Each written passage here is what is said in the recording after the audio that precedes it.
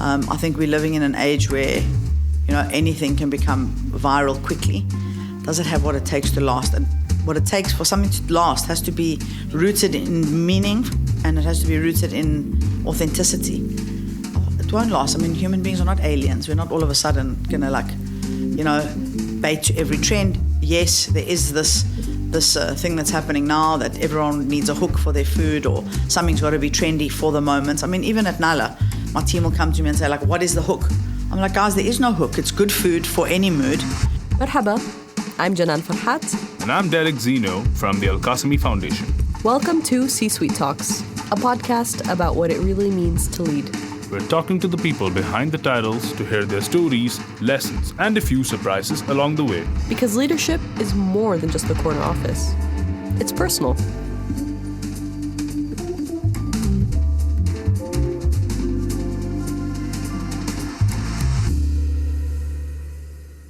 So today we're joined by Natasha Sideris, founder and CEO of Tashas Group. It's great to have you with us, Natasha. How are you doing? Thank you for having me. I'm it's our great. pleasure. I just got off a plane yesterday. Oh. So thank God I got a good 12 hours sleep yesterday. Alhamdulillah, actually. Just finished opening a restaurant in Cape Town. Oh, congratulations. Thank you very much. A new brand. Wow. What's the brand, it's if I may called Cafe Sophie. Cool. And it's an ode to my mom. Wow. And my brother and I have always wanted to open a restaurant in honor of our mom. So we've opened one in Cape Town, and hopefully we'll open one soon here in Dubai. Wow, that's incredible. Congratulations. Yeah, thank you. I'm so happy to hear that. Natasha, since 2005, you've taken a single cafe idea that you created in South Africa, and you built Tashas Group, the international hospitality house behind Tasha's Cafes, Flamingo Room, Avli, Galaxy Bar, Le Parc, and the Beachside Bungalow 34. Under your watch, the portfolio has scaled with approximately 41 locations across the UAE, South Africa, the UK, Saudi Arabia, and Bahrain, while staying personal and detail-obsessed.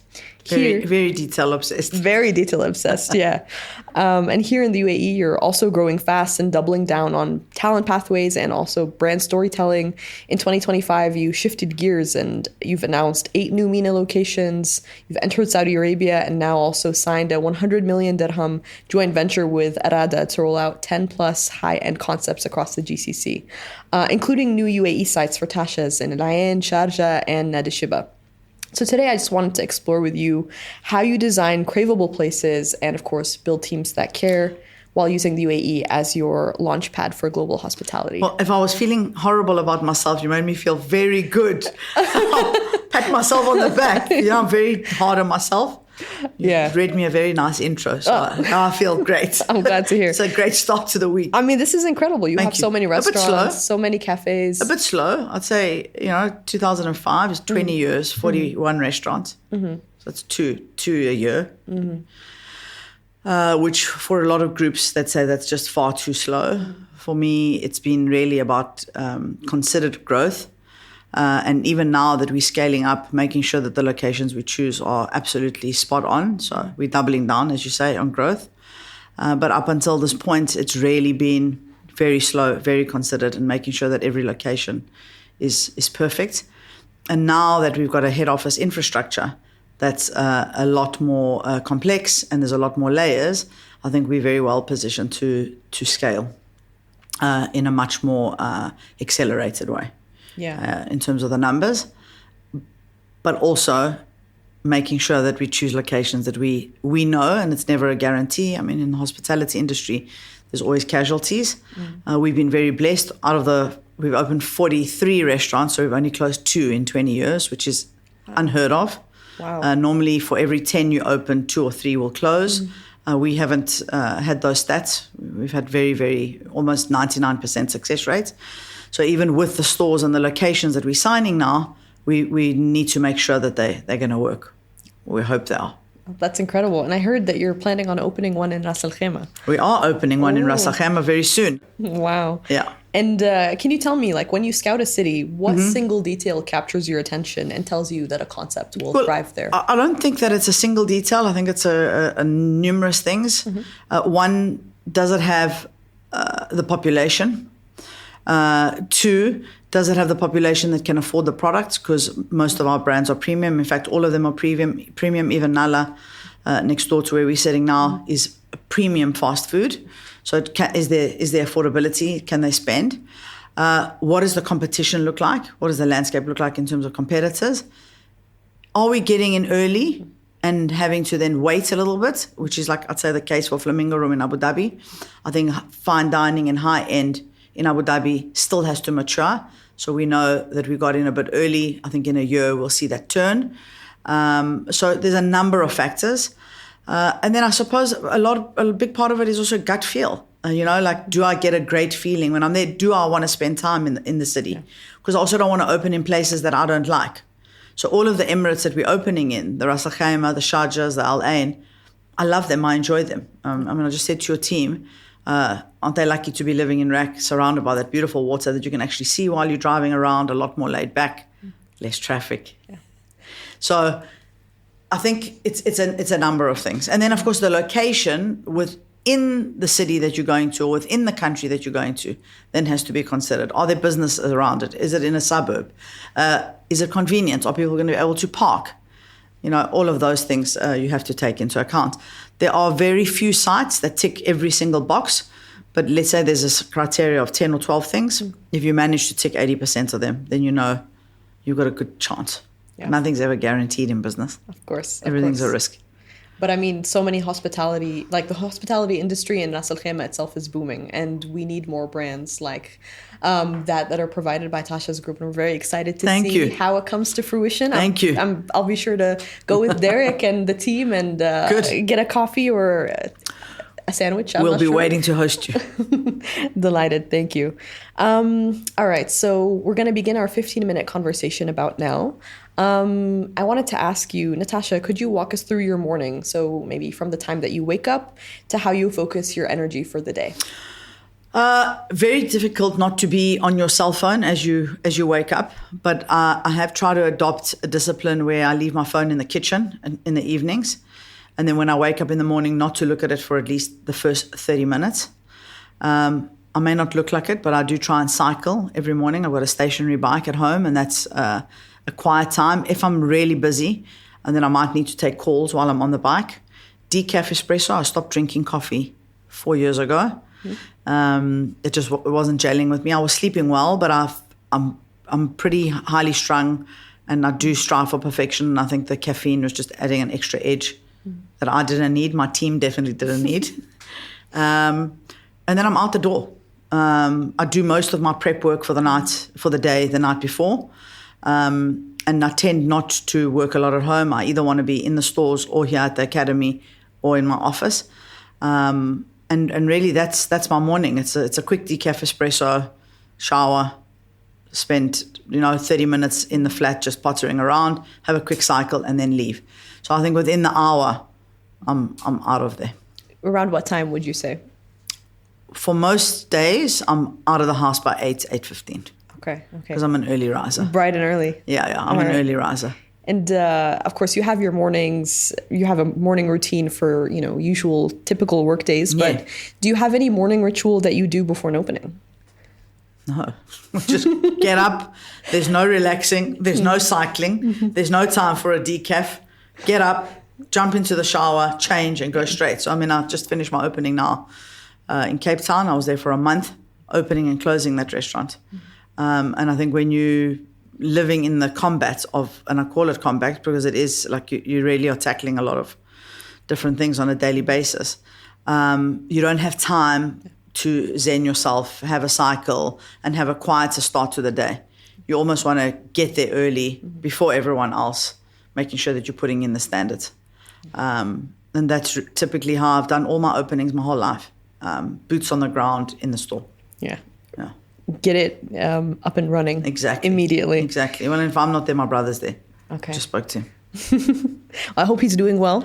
He is doing well. And what's the time now in South Africa? 8:00. I spoke to him 2 hours ago. Okay. So it was 6 a.m. He was getting ready to go and open the store. And what's his name? Sava. Yeah. We'll give Sava a shout out on the podcast. Definitely. Good. All right. And would you say, was there a key moment that maybe changed your career path? Was it maybe the move from South Africa? I've had a few key moments. Certainly moving, first of all, scaling my business from one cafe in 2005, and I started my journey in 2001, really.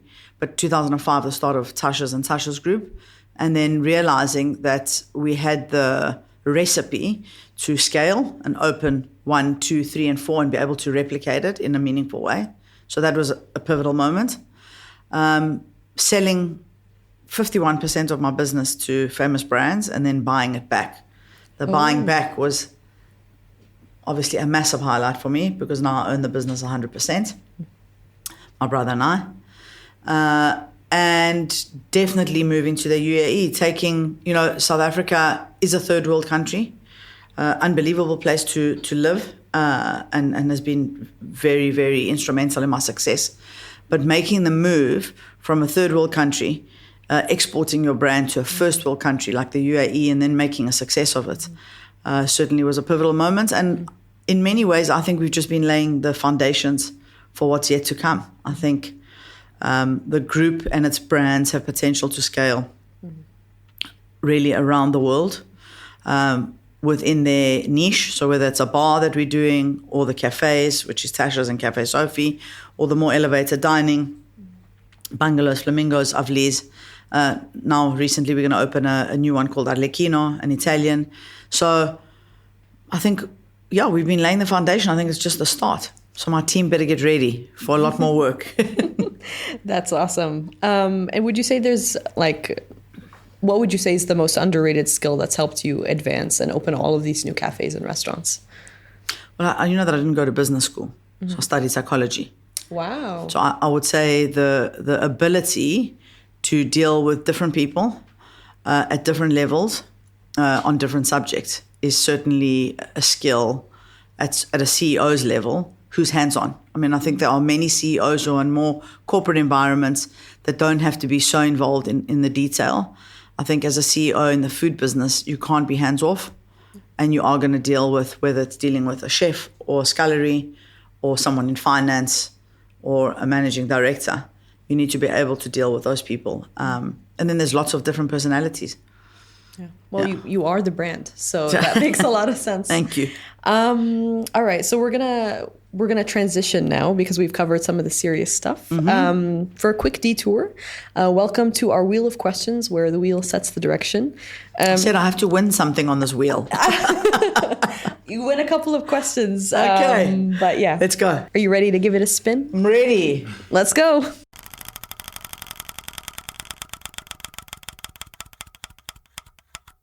All right. If you were interviewing someone for Tasha's role, what would be your top green and red flags? Sure. That's a really, really good question. It depends on the role. So let's rather define that. If I was interviewing someone for a corporate role, I would definitely be looking for experience, and I would be looking for a culture fit. We've had a lot of people come and go. We have a 99% retention rate in the restaurants, but in the corporate environment, we've had some attrition, and that's because it hasn't been the right culture fit. And I think that culture beats strategy any day. So obviously they've got to have corporate experience, but if they're coming in with a wrong culture and the culture's overly corporate, then that's not going to work for us. So what we've done now is we do psychometric testing for every single person who's going to join us on a corporate level. It costs us a bit of money to do the test, but every person who's being interviewed for corporate has to do the psychometric testing with a big weighting on culture. So that's really important. If I'm interviewing someone as a chef, passion. They just got to have passion for what they do, because I think skills in chefing can be taught, knife skills, but palate and passion cannot be taught. So that's what I look for if I'm looking for a chef. Well said. And would you say, how would you describe Tashas Group's culture more generally? Do we need to have some of my staff in there? I'd say performance-driven, high expectations from me for the team to perform. But at the same time, I think it's a very safe environment. I think it's a very fair environment.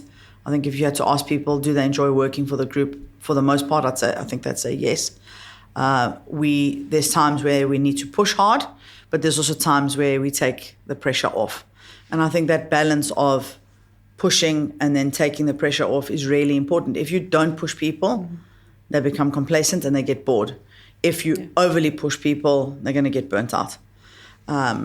So I'd say the culture is I think for me, it's a very collaborative, high performance, high driven culture. I think you can see that also in the products that you deliver and the experiences you provide across the restaurants and the cafes. And very, very exciting stuff. Thank you. Would you like to give the wheel another spin? That's a better spin.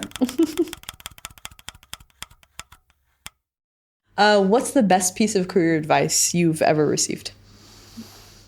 The best piece of career advice would be that the restaurant business is a business of repetition.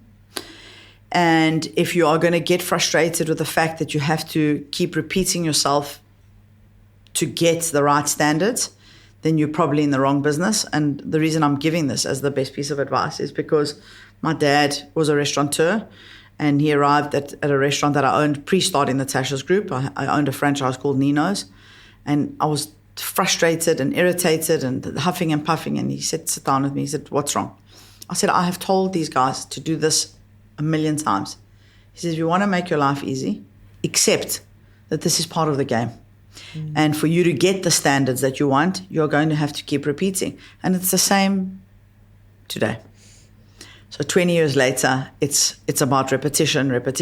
And I think that's how we get consistency.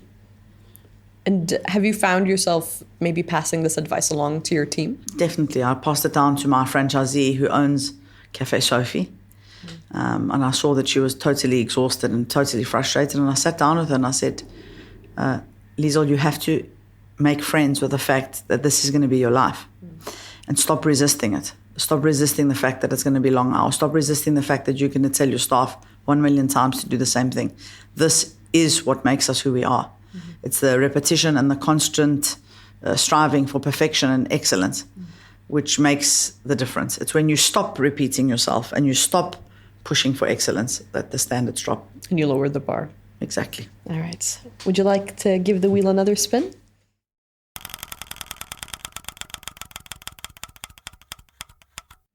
All right. Is there any part of your job that you don't like?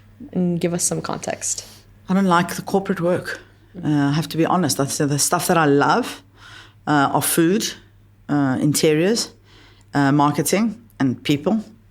I don't love the corporate work that I have to do. I know that it's necessary, but I don't love it. I'm good at it, but it's not my favorite part of my job. So I've tried to surround myself with people who can take that load away. But being the control freak that I am, I do allow it, but then I check on it. So it's not, I hate putting big, intricate business plans together, and I don't love having board meetings, but it is necessary for the business. And I think corporate structure and corporate governance is another very, very important aspect of the business. It's not all about the fun stuff. Yeah. It does come down to numbers, structure, the right org charts, having the right people in place, business planning, budgeting. All of the systems. It's all part of it. Awesome. And how would you say that you keep standards high while making sure that your teams don't burn out? I know you touched on this a little earlier. I think that there's when it's time for openings, we really push hard to instill the standards. There might be no off days for 2-3 weeks where the guys are just grafting. But then as soon as the store settles, then it's more time off. I'm not pedantic about leave days. Any of my team will tell you that I know the rules are the rules. But if I see that a team member's burnt out, I'll say take an extra 2 days, take an extra 4 days. So I think compensating in terms of giving extra time off is important. And then, even during the week is make sure that the standards are done properly, but we're not clock watchers. We're not going to sit and, watch the clock. If you've done what you've had to do, then for the most part, we're not policing people. Yeah. And I think when people don't feel policed, that also helps. Definitely. And I think I can hear from how you're describing the moments where you tell your staff, oh, you look tired, go rest. Like you're out of it, go home. Definitely. I've got one of my directors. I was working with her in Cape Town now. She's pregnant, early on in pregnancy, but she's feeling it. And I said to her, just take the next 2 days off. I'm going to work for you. And I think that goes a long way. Also when the founders and the senior level people are prepared to take a bullet for, the people who are more junior. Of course. And that really cements the trust Definitely. between Definitely. the leader and, of course, the staff at the organization. Let's take one last question. I think we can...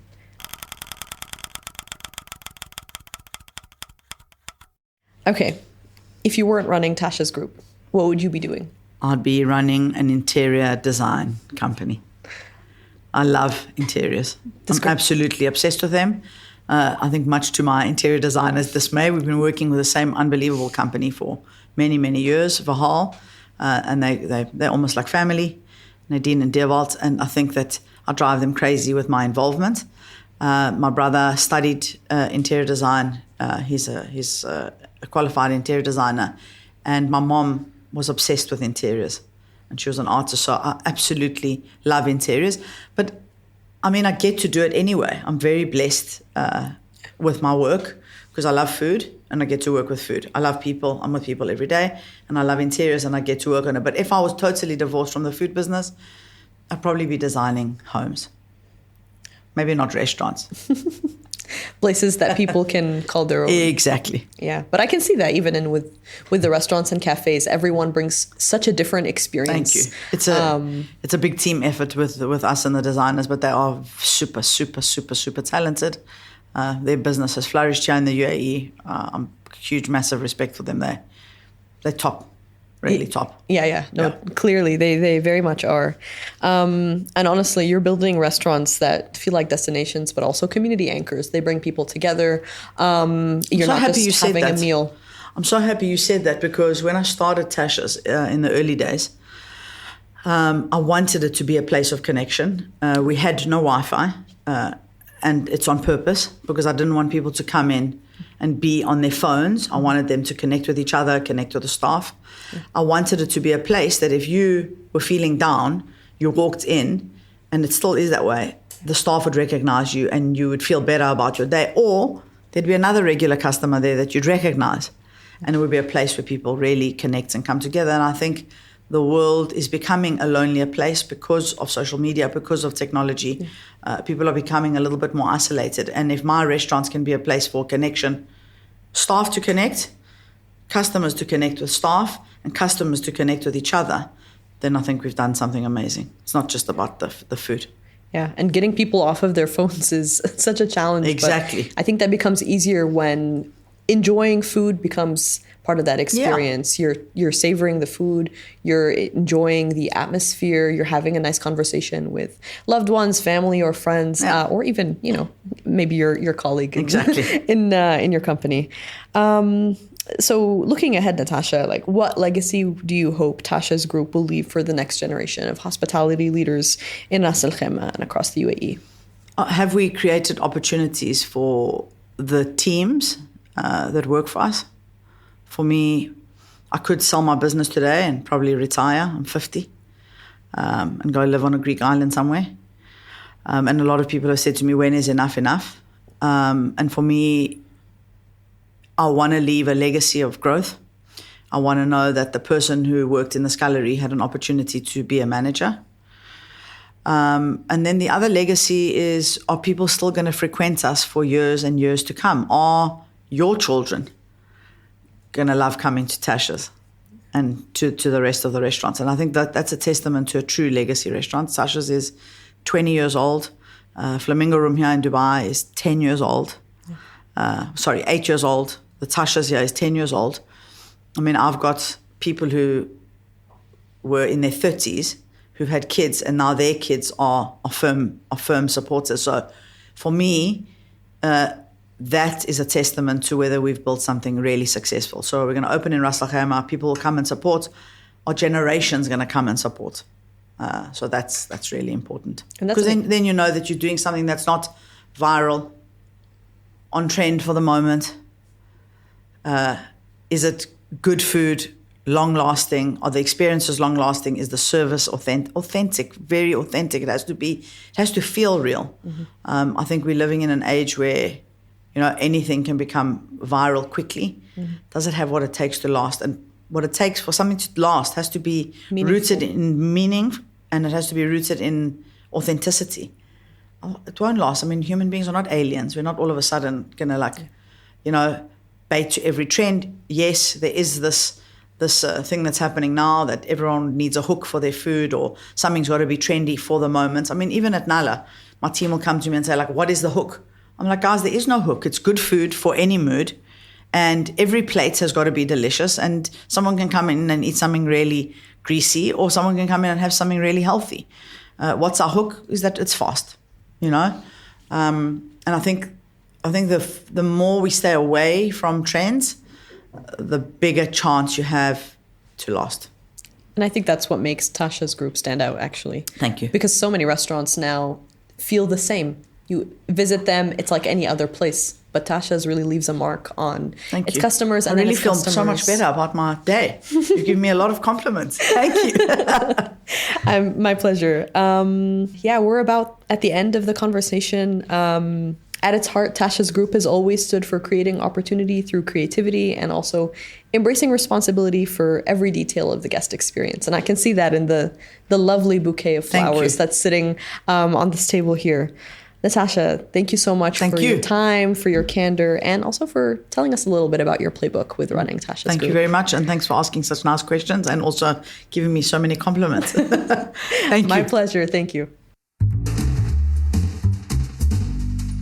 Thanks for joining us on C-Suite Talks, where we bring global and local insights from the heart of Ras Al Khaimah to the world. Be sure to follow, share, and tune in next time for another 15-minute conversation about what it really takes to lead.